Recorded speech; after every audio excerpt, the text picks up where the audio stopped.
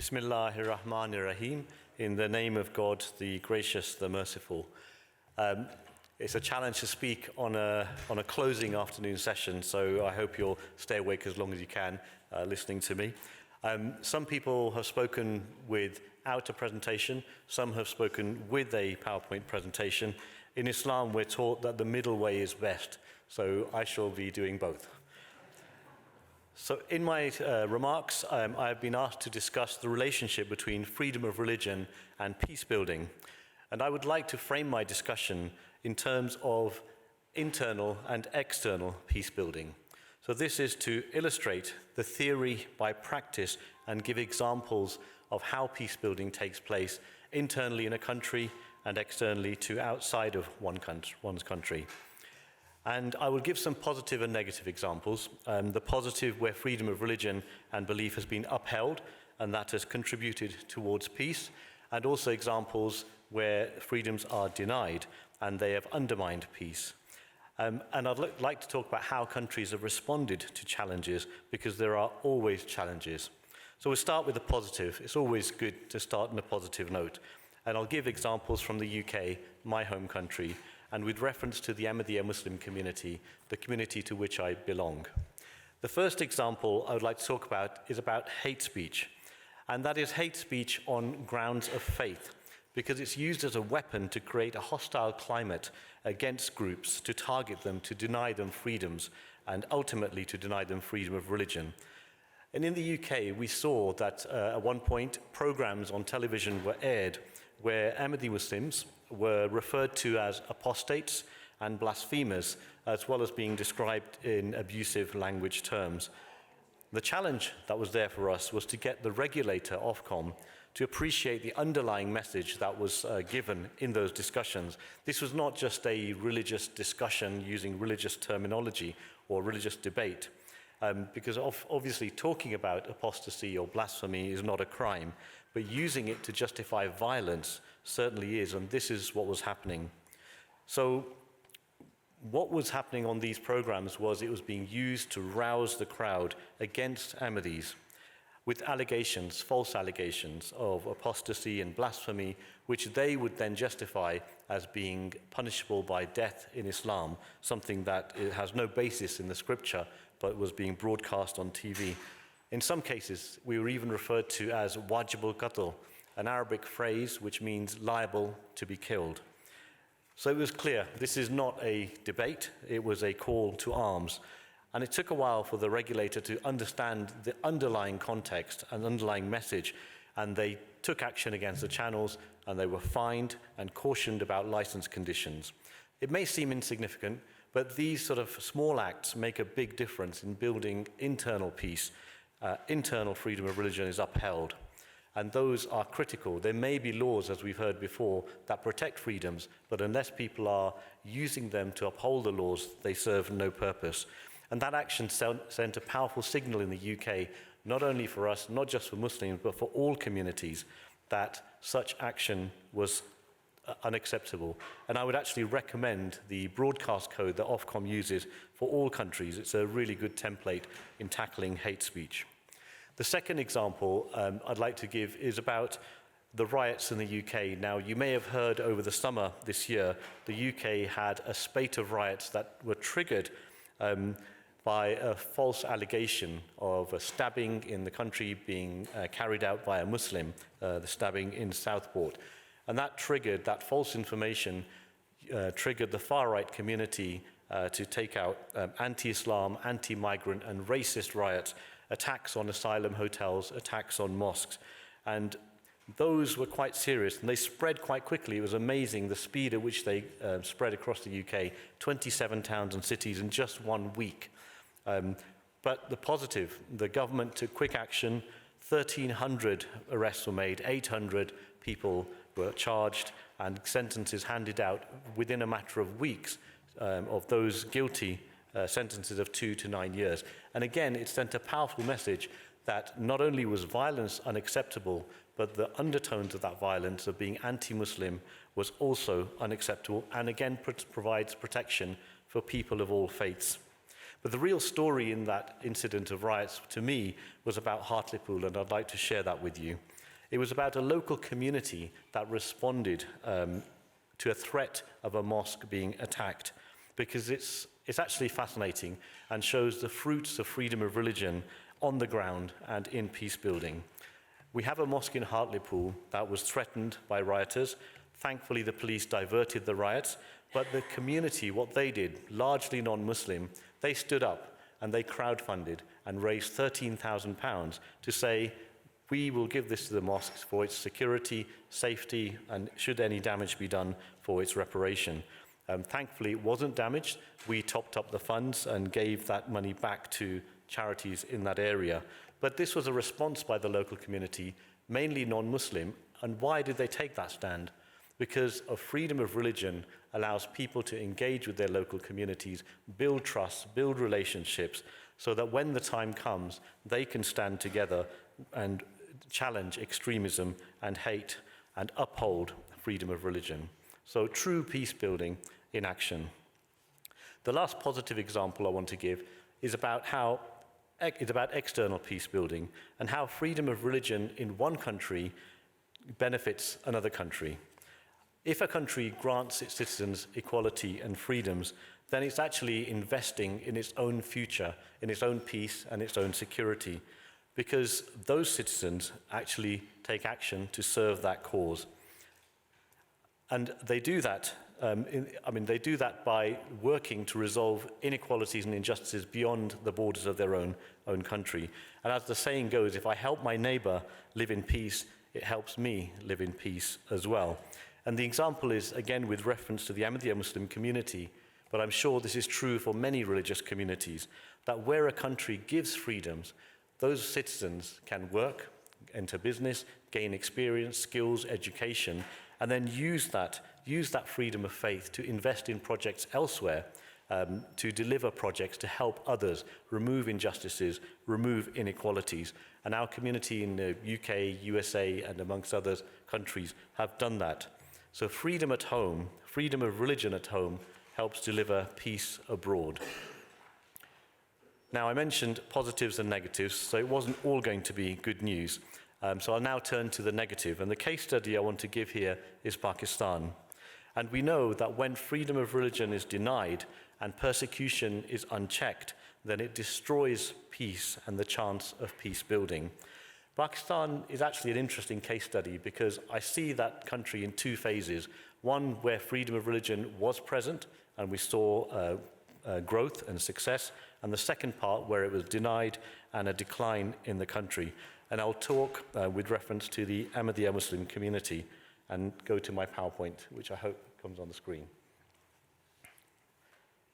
Perfect. So, okay.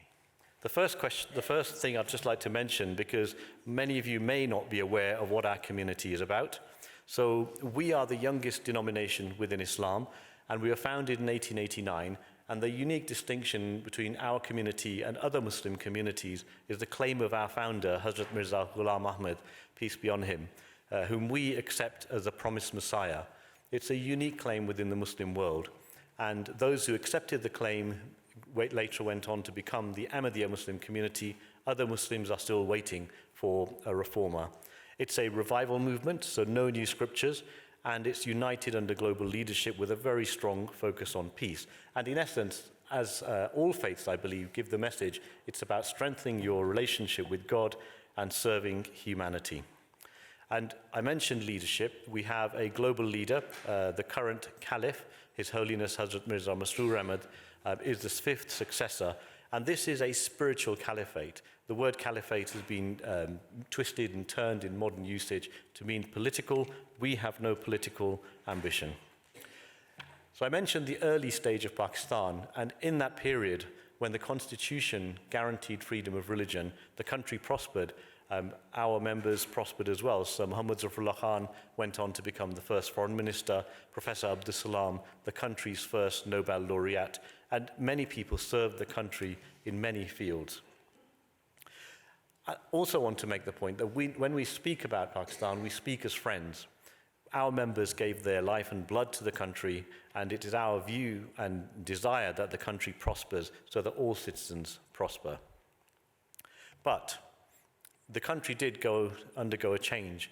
In 1974, and possibly uniquely in the world, the constitution of the country was amended to declare Ahmadis as non-Muslim.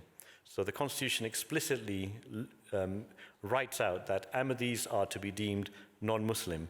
But it didn't end there. The legal measures that the country undertook went further. In 1984, Section 298 of the Criminal Code was amended, and this is what the law tells us. It means that an Ahmadi cannot self-identify as a Muslim, call their place of worship a mosque, make the call to prayer, preach or propagate their faith, and the catch-all phrase, pose as a Muslim. I'm not sure what it means. Does it mean having a beard? Does it mean speaking in a certain way, walking in a certain way, praying? But it was a very wide definition, and the crime for these punishments, 3 years imprisonment or death under the blasphemy laws. So quite a severe restriction on faith, but it didn't end there. The legal measures went on further. In 2015 all the way to 2020, our publications are banned, so the entire writings of our founder are banned in Punjab. We have been denied the right to vote for more than 40 years. We cannot publish the Quran. A High Court judgment actually went a lot further and said Ahmadis should be identifiable by the clothes they wear, the names they use, and if they reach senior positions, they should be taken out of those positions. And cyber laws, the latest development, is a blasphemy law by the back door, because it denies Ahmadis the right to possibly the last access to education. We do not have websites in Pakistan. We cannot even communicate in social media without threat of these laws being used against us. So quite serious state-sponsored measures. And this may surprise you, that it went to the extent that every Pakistani citizen who is a Muslim has to sign a declaration that declares Ahmadis non-Muslims, and it denounces the founder of our community in order for them to get a passport. So that's the level at which the country has gone, unfortunately. And the ramifications of that, you can imagine. We have prisoners of conscience. Some have been imprisoned for 5 years, and the blasphemy law is used widely.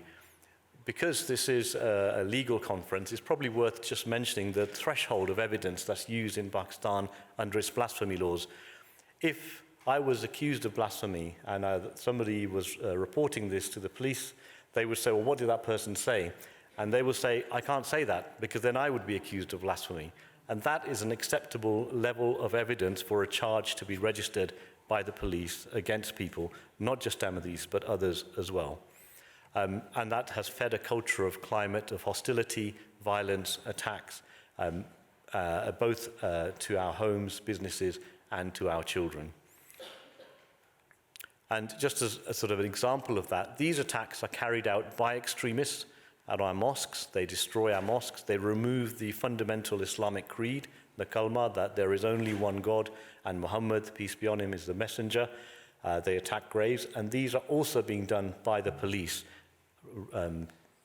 I would say encouraged by the extremist mob as well.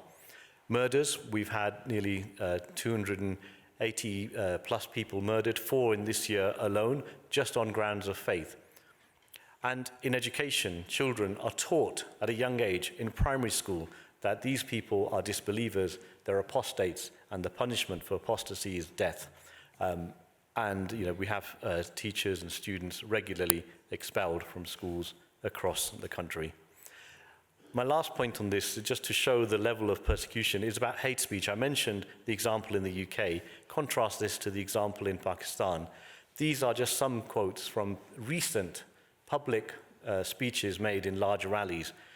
Clerics and others saying, ensure that no Ahmadis are born, kill babies, kill mothers so that babies being born should be killed. There is only one punishment for blasphemy. Strangle each and every Ahmadi. Ahmadis are liable to be killed, and so on and so forth. Even saying that everyone should partake in this, what they would call a noble cause. So the climate of hate and hostility has created problems not just for our community, but for the wider community. And if we compare the pre-1974, the pre-constitutional amendment, That time, the country was making progress. Freedom of religion linked to progress in the country. That progress slowed down, and in '84 we can see almost a reversal of that. I mean, when the country was founded, the first cabinet was diverse with different faith members. It had law and order. But after '74 and after '84 in particular, it's gone downhill. And the truth is that extremism is a smokescreen. Religion is a smokescreen used by extremists for their furtherance of their objectives. And this means that in the country there's no peace, not just for us, not just for minority groups, but for all citizens of Pakistan. So I present that example as a case study of where freedoms are denied. And it's not just in Pakistan, there are other countries as well, but it sort of leads the way in the seriousness of it. So I hope these examples of positive and negative are useful in shedding light on how this framework of internal freedom of religion and external freedom of religion contribute to peace building. I mean, freedom of religion is a critical pillar of society. If you strengthen it, you strengthen society. If you weaken it, society breaks down. And that's why in the faith of Islam, as we've heard by speakers before, it is given prominence. Our leader, His Holiness Hazrat Mirza Masroor Ahmad, has said that in reality, religious freedom is what can create peace in society. The principles of liberty, freedom of religion, freedom of belief are the cornerstones of the Islamic faith and have been preserved eternally in the Holy Quran, which categorically declared in chapter 2, verse 257, that there should be no compulsion in religion. My final point, what should we do in the face of challenges? How do we respond? So here I'd like to quote a saying of the founder of Islam, the Holy Prophet Muhammad, peace and blessings of Allah be upon him. And he said, "Whoever among you sees an evil action, then let him change it with his hand. If he cannot, then with his tongue. And if he cannot, then with his heart." So I think these are steps that we should take to resolve challenges that are faced by us and others, to remove barriers to freedom of religion. So I would say that let us resolve to take every action in our sphere of influence, because freedom of religion is a key human right and a key route to peace building and a key route to peace. Thank you very much.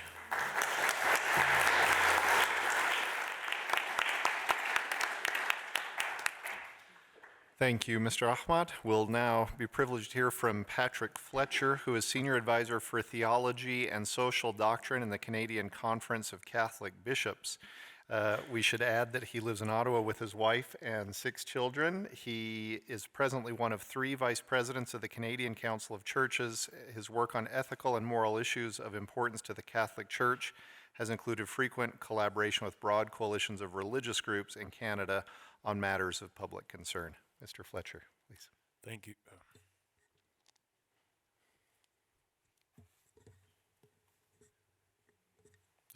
Is it? Okay, sorry. Looking for the light. Thank you. I just want to thank everyone who helped organize the symposium. I'm very honored to be here. Thank you. Since I'm a Catholic theologian, not a lawyer, my presentation will have a focus that's more theological than legal. I'll try to provide some reflections on the theme of this conference with a bit of Canadian perspective thrown in. So before we can ask about making peace, we need to first define what peace is. And so I will use a Catholic definition. Quote, "Peace is not merely the absence of war, and it's not limited to maintaining a balance of powers between adversaries. Peace is the tranquility of order. Peace is the work of justice and the effect of charity." That's from part of a definition from the Catechism of the Catholic Church, which is like our book that summarizes all the Church's teachings. Or as Pope John the 23rd put it in his 1963 encyclical on peace, Pacem in Terris, which is a great read, he said, "Peace on earth can never be established, never guaranteed, except by the diligent observance of the divinely established order." So, according to this understanding, making peace fundamentally means first grasping what the divine order is, or to put another way, what is God's will for human beings and their relationships with each other and with the rest of creation. And then subsequently, it requires working to build a society that respects and reflects the order God has written into creation. And this order is something the Catholic tradition calls the natural law. And one of the fundamental principles of this natural law is the concept of human rights, which flow from our creation in God's image and which society is bound to recognize. Indeed, human rights are not created or granted by society or by the state, but they are to be recognized by society and the state. There are formulations of these rights in various Catholic texts, but they always include the right to life, along with the means necessary for the development of one's life. And also fundamental is the right to religious freedom, which is the right to be, and I'm quoting here from the Second Vatican Council, immune from coercion on the part of individuals or of social groups and of any human power, in such wise that no one is to be forced to act in a manner contrary to his own beliefs, whether privately or publicly, whether alone or in association with others within due limits. So we've already stated that human rights proceed from the dignity we bear as human beings created in the divine image. So this means that authentic human rights are directly related to the source of this dignity, which is the divine image itself, present in human beings. However, in Western society today, and this is particularly true in Canada, but many Western countries, we're witnessing a proliferation of new rights beyond those that are recognized by the Catholic Church and beyond those enumerated in the Universal Declaration of Human Rights. So according to the Holy See, in a statement on human dignity from 2024, this year, many of these so-called rights, quote, are at odds with those originally defined and often are set in opposition to the fundamental right to life. So you can probably imagine what some of these rights are. They're not always officially defined in law, but they are proliferating. And so this brings us to an interesting question. What happens when a society promotes, and in some sense, in some cases, even enforces rights that are not, at least from a theological perspective, genuine? If peace is when societal relations coincide with the intrinsic order of creation, that is, the natural law, which includes those human rights that are intrinsically related to the divine image, then can there be peace when a society imposes these new rights, which lack any sound theological or anthropological basis? I'll give a couple examples of some of these rights as they apply to Canada. Many other examples could be given. The first concerns abortion. So in 1988, the Supreme Court of Canada ruled that the abortion restrictions at the time were unconstitutional because they violated women's right to security of the person. Since then, no federal government, since shortly after that, no federal government has sponsored legislation to restrict abortion in any way, and Canada simply has no law. Unfortunately, in the popular imagination, including in the minds of many politicians today, this legal vacuum is interpreted as if there were a legal right to abortion in Canada, which is actually not the case. But in spite of this, on the societal level, it's treated as a sacred right, and no country in the world today has a more permissive abortion regime than Canada. There's simply no restrictions. A similar situation now exists with respect to euthanasia. In 2015, the Supreme Court of Canada ruled that the criminal prohibition of assisted suicide violated a suffering person's right to life and was cruel and unconstitutional. Today, Canada is a world leader in euthanasia. It's freely offered in all provinces. Indeed, it's now sometimes even promoted to suffering patients. It's not supposed to be, but this is happening. However, here again, the Supreme Court decision merely decriminalized physicians who would help a patient end his or her life. It did not require health insurance plans to pay for this so-called treatment, nor did it state that patients had a right to it. Again, nonetheless, there is a growing societal acceptance of a supposed right to euthanasia, which in Canada is known as medical assistance in dying. We're now at the point that lawsuits are being launched against Catholic hospitals who refuse to euthanize patients who ask for it.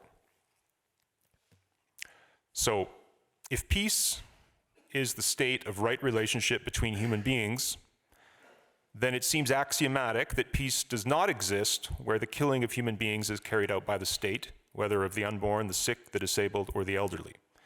Some in Canada would welcome the ascendancy of these new rights, while paradoxically attempting to restrict the right to freedom of religion, which is viewed as a threat. Today, there's still little room for conscientious objection to the practice of euthanasia, whether on the part of health workers or institutions. And several years ago, the federal government attempted to coerce businesses, including religious charities, into attesting to their support for abortion rights simply to be eligible to apply for a government program. We often think of peace only in relation to highly visible, violent conflicts like war. However, the task of building peace doesn't stop with preventing armed conflict. It also includes fostering right relations between nations, within societies, in families, and within the heart of every person. So, how does religious freedom build peace? There are at least two reasons why it's essential for building peace. The first is simply that society needs religion. The transcendent vision that religion brings helps us recognize the flaws in our own societies and cultures and thereby correct them.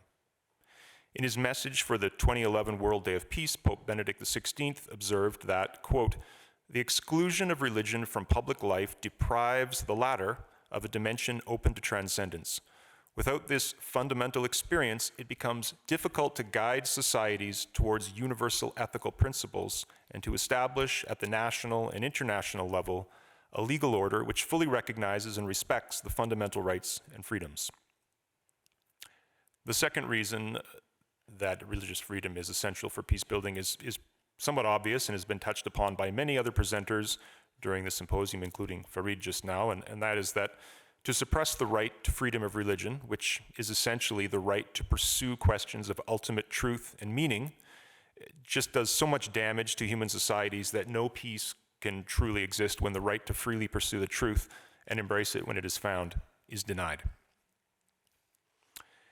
And so finally, in our Canadian situation, Catholics can recognize that despite the strengths and benefits of our country and of our contemporary society, its laws and norms often do not reflect the tranquility of order that is authentic peace. Yet, we Catholics are not the only ones to see this. We're joined by many others of different religious backgrounds, many represented here today, in recognizing the flaws in our society. And as a result, over the years, ad hoc multi-religious coalitions have been formed in Canada to deal with these challenges. These coalitions have created relationships between religious leaders who otherwise may never have met, have allowed Canadians of different religious backgrounds to work together to promote a system of relations within society that is founded on the dignity and inviolability of human life, or in other words, to work together for peace. Thank you.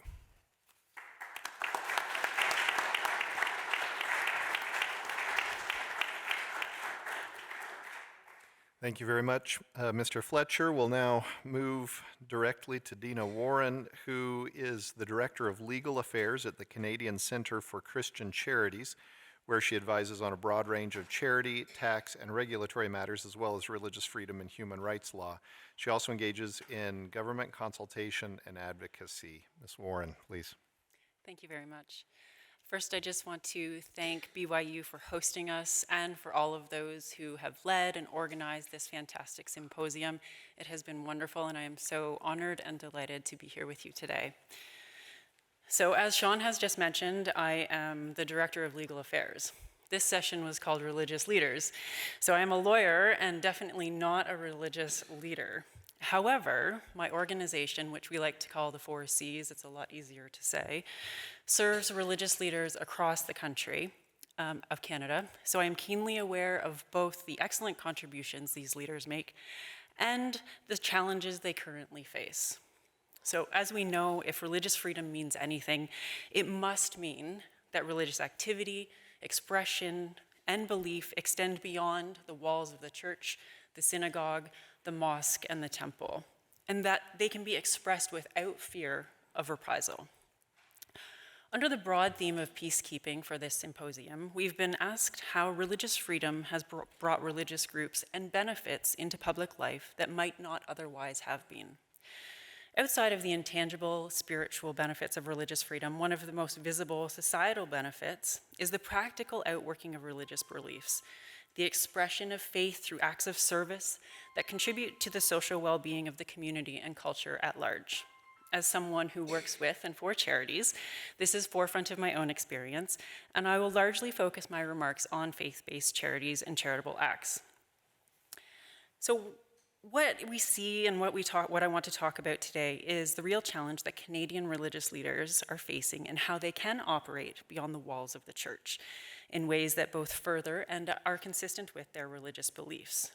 It will definitely come across and seem less serious or severe than the situation Fareed has presented, but it does still raise a question of life and death, and I think it reinforces us the need to ensure religious freedom is not winnowed away. It must be robustly protected in all ways. And so specifically, I will be discussing the issue that my colleague Patrick has raised, and that is the question of whether religious organizations can choose not to provide euthanasia and assisted suicide on their premises based on their religious convictions. So, by way of a roadmap for my remarks today, I'd like to first outline the Canadian framework of religious freedom very briefly, identifying its legal source and judicial interpretation. Second, I want to just identify some of the benefits brought into public life by religious charities to answer that question that we've been asked.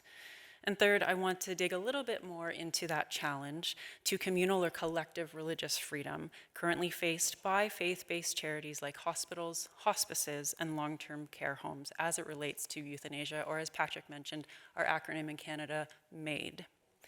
So first, in Canada, the key legal source of religious freedom is the Charter of Rights and Freedoms. The Canadian Charter is a constitutional document that enshrines fundamental freedoms by protecting individuals and organizations from government overreach and unreasonable interference. Section 2 provides for fundamental freedoms, including freedom of conscience and religion, freedom of expression, including the press, freedom of assembly, and freedom of association. One of our earliest charter cases, which was actually 1984, our charter was enacted in 1982, so it's relatively new compared to some of those represented in this room. In it, our Supreme Court, the highest and final court of our land, described religious freedom as necessary to a truly free society. Religious freedom means that people have the right to entertain religious beliefs as they freely choose, to declare those religious beliefs openly and without fear of hindrance or reprisal, to manifest their religious beliefs by worship and practice, teaching, and dissemination. Importantly, the court went on to say that freedom of religion is primarily characterized by the absence of coercion or constraint, and that the charter is intended to safeguard religious minorities from what they called the threat of the tyranny of the majority. It has both individual and collective aspects. The court has stated that religions are necessarily collective endeavors. Genuine freedom of religion must protect not just individual belief, but the institutions and practices that permit the collective development and expression of that belief. So the individual and the collective aspects of freedom of religion are indissolubly intertwined. So generally speaking then, in Canada, freedom of religion has a fairly accepted definition and a consistent developed test. Of course, if you ask lawyers, we could probably talk ad nauseum about some things that need to be clarified and find points of disagreement and argument, but generally speaking, it has an accepted definition.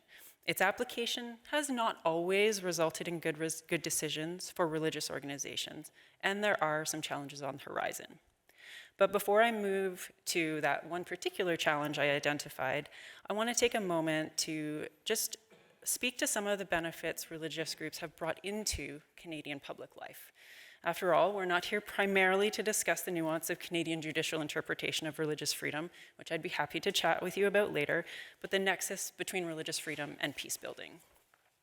So coming from a Christian perspective, and this hopefully will align with and build on what my colleague Patrick has said, peace will require turning from evil and doing good, Psalm 34, loving our neighbors as oneself, Matthew 22, seeking justice, correcting oppression, bringing justice to the fatherless and pleading the widow's cause, Isaiah 1:17, maintaining the right of the afflicted and the destitute.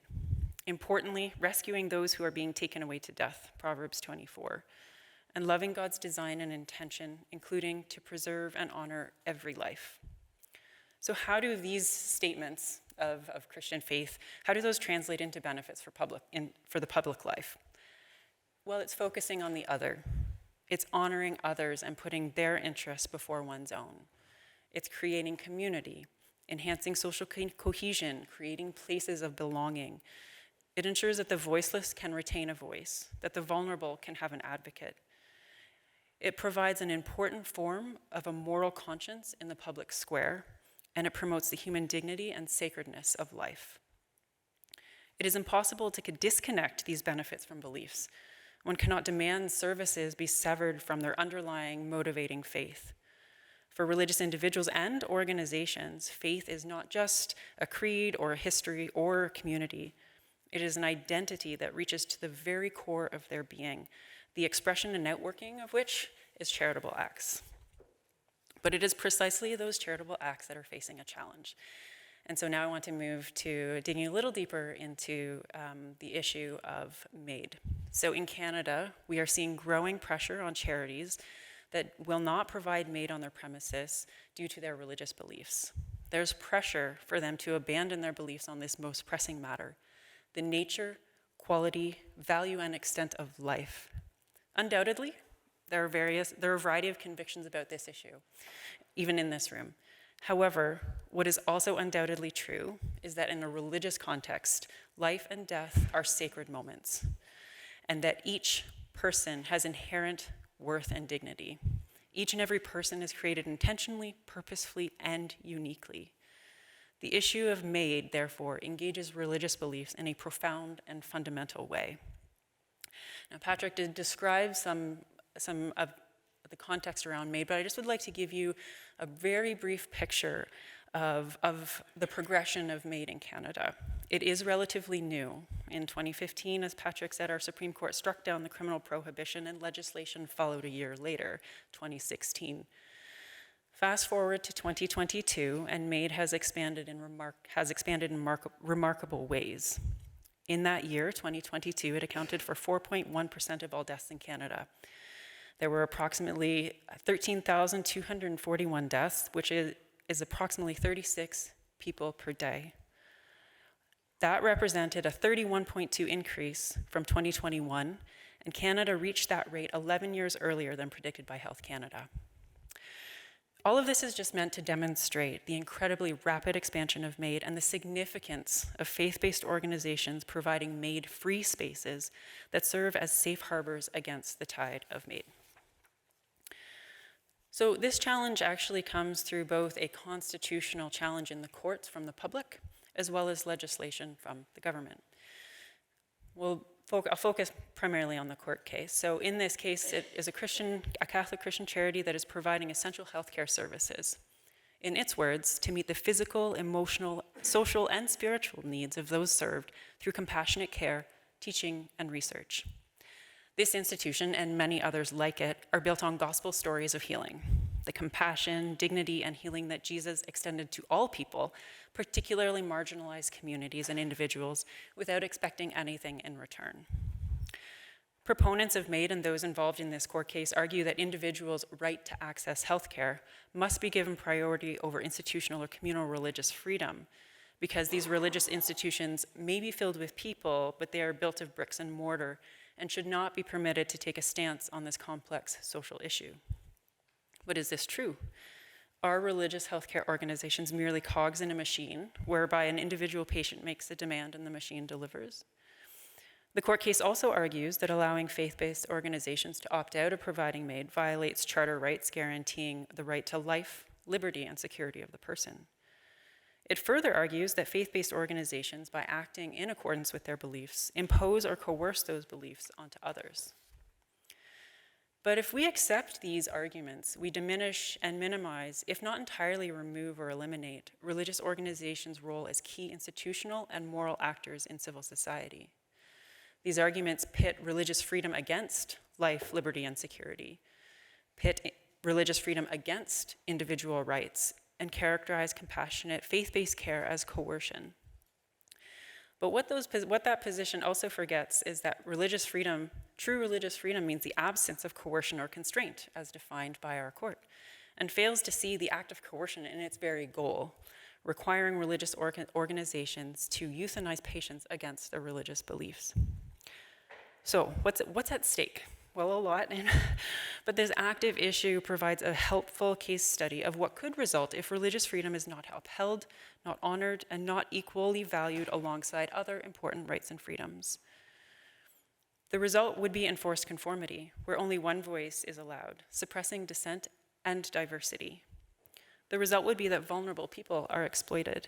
In Canada, there are confirmed stories of veterans suffering from PTSD being offered MAID in response to their requests for help, poverty and homelessness inducing MAID requests, and real, deep concern about the changing perception and safety of disabled persons.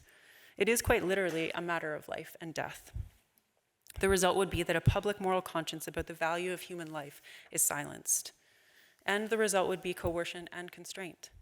As you may recall, in Canada, in our definition of religious freedom, an important element is the absence of coercion and constraint. Compelling a faith-based hospital, hospice, long-term care home, or like organization to provide MAID is by definition coercion and constraint with the most devastating consequences. But this case has not been decided. It hasn't even quite been heard by the courts. It's just been filed. So it will also be an opportunity to demonstrate in the courts of justice and in the courts of public opinion the need for religious freedom, including diversity of opinion on matters of life and death, and religious freedom showing how it brings benefits to the public that are not otherwise available, to show that religious freedom is essential for a peaceful society, one without coercion and constraint, to show, as Bishop Brown described yesterday, that unbreakable chain between head knowledge leading to heart transformation, leading to hands that work, building a peaceful civil society. Thank you.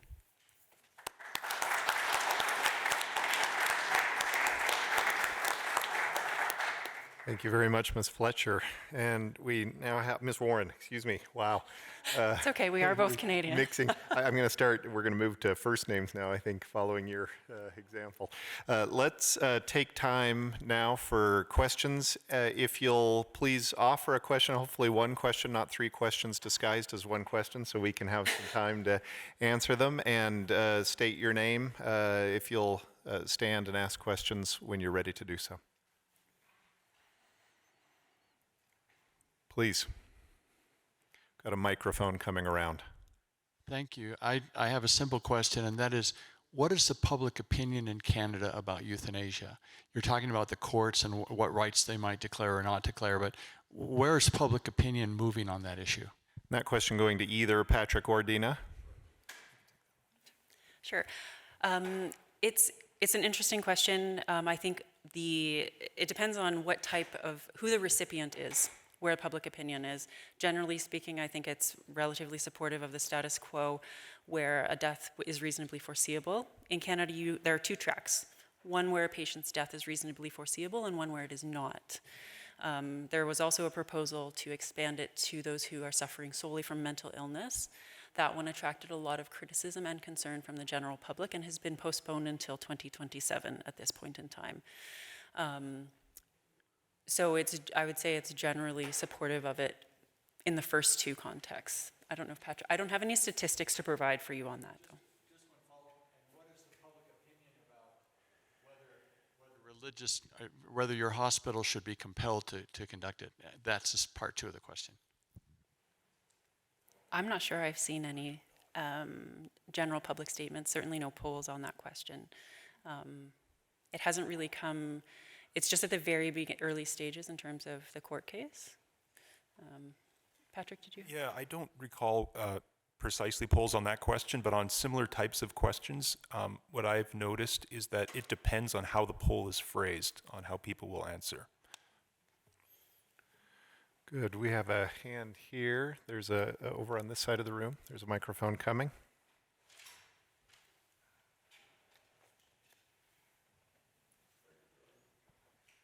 Patrick, I think this probably should go to you.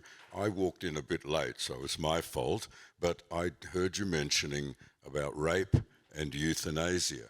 Can you just sum it up? So what is the stance in Canadian law on rape and euthanasia? And in areas where I say in euthanasia, it is permitted, who pays for it? So what I'm hearing is a question about euthanasia, and So the criminal prohibition was removed. In Canada, generally speaking, healthcare is provided through provincial health insurance, which is covered through the budget of the provincial government. So individuals don't pay.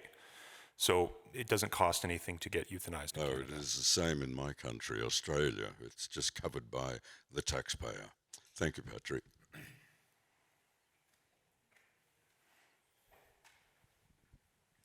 So I served many, many years ago a mission for the Church of Jesus Christ of Latter-day Saints in Ontario, in the Toronto area. And one of the things that I loved at that time was this enormous spirit of pluralism that was really educational for me. Religions, respecting religions, viewpoints of other people. As you expressed, Patrick, specifically, the changing views around abortion and euthanasia, as you might maintain as a Catholic, a fairly conservative view in those spaces, do you feel that same level of respect that I experienced so much as a young missionary in your country, where people are understanding maybe there are different viewpoints and maybe the government itself has taken a more progressive view, but at the private space people are highly respectful? Or are you feeling increasing hostility within, for example, the Catholic community with your traditional views?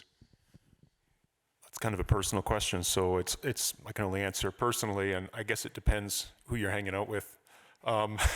So in my own circles, mostly I don't feel any hostility or enmity.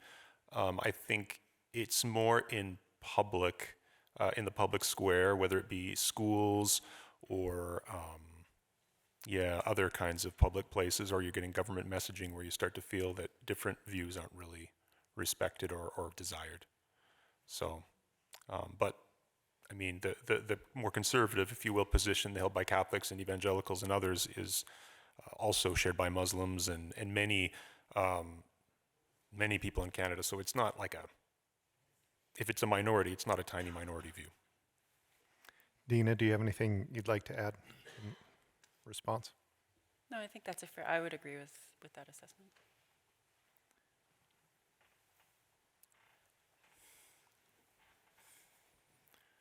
We've got competing microphones now.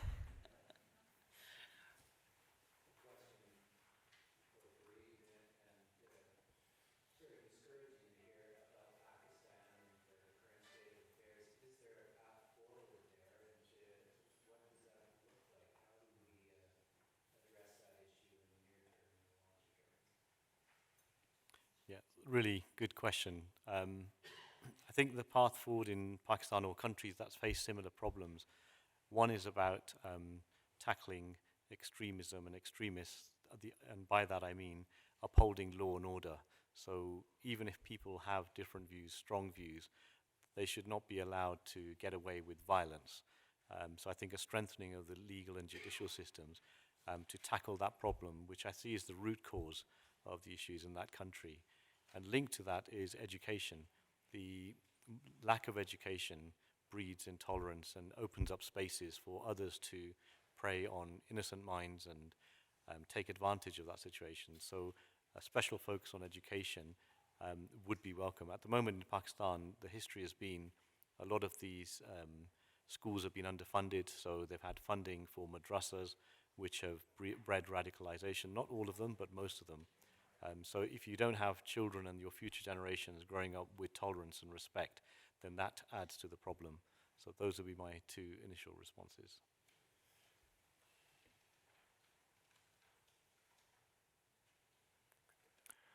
I'll take the privilege of being by the microphone and direct a question to Fareed, if that's all right. It was shocking, I'm sure you knew it would be, the statements at the end that were violent about eliminating life of Ahmadis. I'm not familiar with public discourse well enough in that part of the world to know, is that as shocking there as it sounds here, or are those kinds of expressions more common? It's in Pakistan, it's Ahmadis have been denied the right to reply for decades. So what you've seen is a normalization of hate. So probably it's less surprising there. It may still shock some. But the issue there is that these people, if we were to speak up and say peaceful things, we would probably be arrested. If the clerics stood up and said hateful things, they would probably be garlanded and rewarded. So there is an imbalance, and it has been normalized to a big degree. But I think, people, there are good people in Pakistan who are striving to make a change, and I think the international community should look to support those so that those voices can become stronger. The other thing I should add is that the country was founded on a secular principle. So when we talk about freedom of religion and rights and human rights, these are principles that were enshrined in the country at the start. And so it's not looking to change Pakistan to something external, it's looking to take it back to its founding vision. And I think people are seeing that as well. Thank you.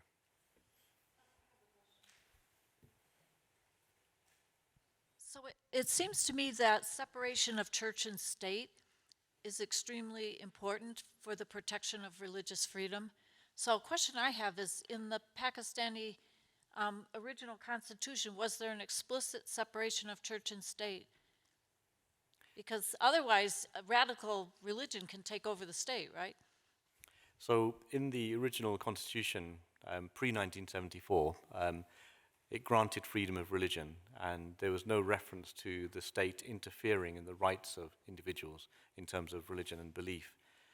Post-1974, it made an amendment to declare us non-Muslim, so there was a direct intervention, and that was off the back of amendments to the constitution to say it will be an Islamic republic. And that once you open that door, then you can see how others can twist and take advantage of it. But it's a dilemma. In the Constitution, it says both things. It says we give freedom of religion to everyone, and it says for Ahmadis we don't. So it's something that is quite unique in the world.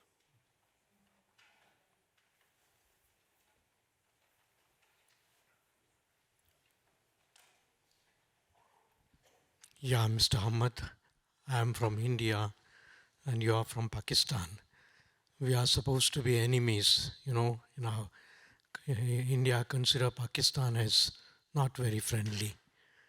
But we Christians, especially in India, we stand with the minorities, we stand with the Muslims. But many a time it's not understood fully well, even in the Pakistan regime. And the Christians, for example, it's not easy for us to get a visa to Pakistan and to the Muslim countries also. Would you suggest something that could make us more friendly and perhaps issues that we could take up together? Because the Christians in India have always stood with the minorities and the Muslims very specially. At least in Bangalore, we have many Muslims who come and stand with us, and we Christians also stand with the Muslims on many issues of what we call the halal issue of the meat, the burqa issue. We have been standing together. Would you like to comment on anything that we could do, something that we could forge our relationship better as Christians, Hindus and Muslims together, especially these two countries of India, Pakistan and Bangladesh? Sorry, there's a slight sound issue from you. So asking about how to forge better relationships between Christians, Muslims, and particularly between those three entities of Pakistan, India, and Bangladesh. Thank you. Sorry, I didn't hear the question, so I was just checking. So the question, as I understand it, is how to forge better relations between the communities in India, Pakistan, and Bangladesh. I think partly the answer lies in the communities themselves, that if you look at the scriptures of those communities, they talk about peace and they talk about harmony. So the primary responsibility, I would say, is upon the leaders of those communities to put those teachings into practice. Because if they do that, then the automatic outcome is better relationships, both in the community themselves, between different communities, and internationally. So that would be my thoughts on that. I believe we have time for one last brief question, if there's something else that needs to be asked. One last question here.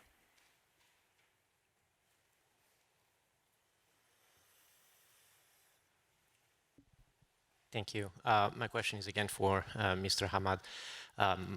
By looking at the level of persecution of the Ahmadiyyas in Pakistan, I was wondering, I'm based in Brussels, and I'm aware of the visit of the Special Envoy, of the EU Special Envoy in Pakistan in September. So I was wondering if you received any feedback specific from his office about any discussions, or if you see any improvement from that visit, and how your relationship with that office is going on. So we do speak to the Special Envoy as well. We haven't had any specific feedback from the visit yet, and I think he will give that whenever he wants to. I suppose my message in my thoughts on this is that it's a very difficult situation, but it's probably as difficult as apartheid was a few decades ago. And the difference was, and this has been picked up by people who've been to Pakistan, is that you need to keep raising, keep spotlighting to prevent a genocide. And it took a long time for apartheid to change, but it took the international community to keep raising it and keep putting pressure, not because they wanted to change the country in a bad way, but for the good of the country and for the sake of human rights and for the sake of freedom.